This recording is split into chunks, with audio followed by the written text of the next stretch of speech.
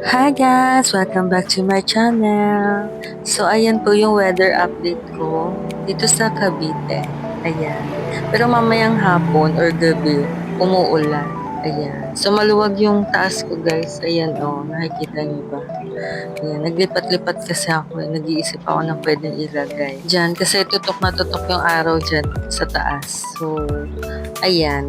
Pero okay lang yan. Marami pa tayong dadarating na succulents. So, ayan guys, for today's video po pala, ito, ipapakita ko, i-flex ko sa inyo itong matagal ko ng cactus. Ayan, kunin ko lang yung babies niya. Ayan, so ayan guys, so isa siyang cactus, si Echinopsis irisi, or tinatawag din siyang sea urchin. Ayan, so dalawa yan. Ito yung mother, ito yung babies. Ito. Ayan. So, ito guys, yung kanyang itsura sa malapitan. Ayan. Ang ganda niya, no? Ang tagal na rin na ito sa akin.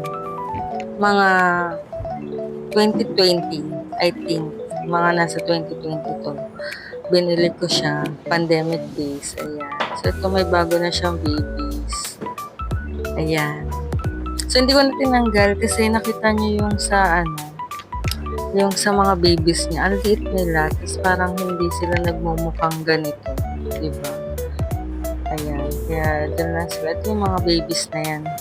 Nagsisilabasan sila. Basta pagka tag-ulan guys, lumalabas ang kanilang mga babies. Ayan. So, ito yung galing sa kanya. Ito yung mga babies niya. Nakikita nyo, iba-iba yung itsura nila.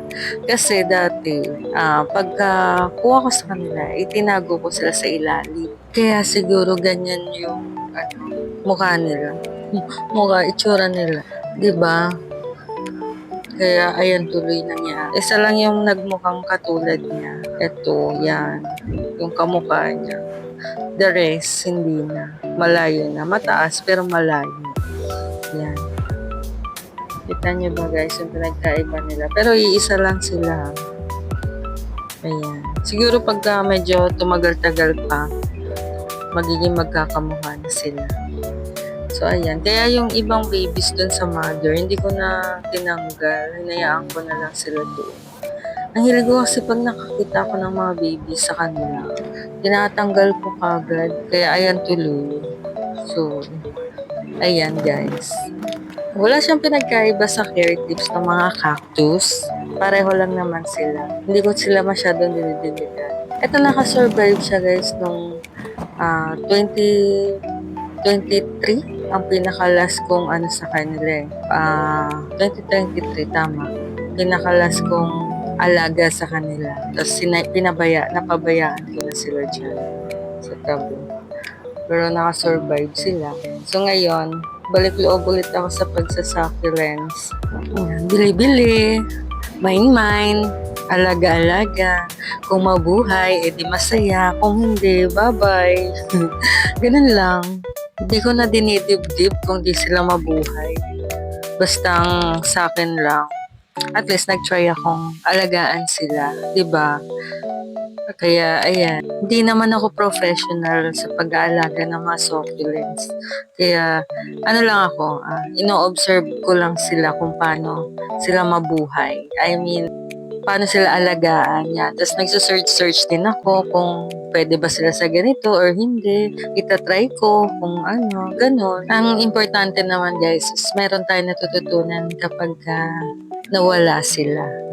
So, kung next na mag-aalaga ulit, alam na natin kung paano sila buhay. So, eto na guys. So, ayan guys. Hanggang dito na lang ulit. Maraming salamat sa panonood. Please subscribe, like, and share to my channel. Hanggang sa muli. Bye-bye!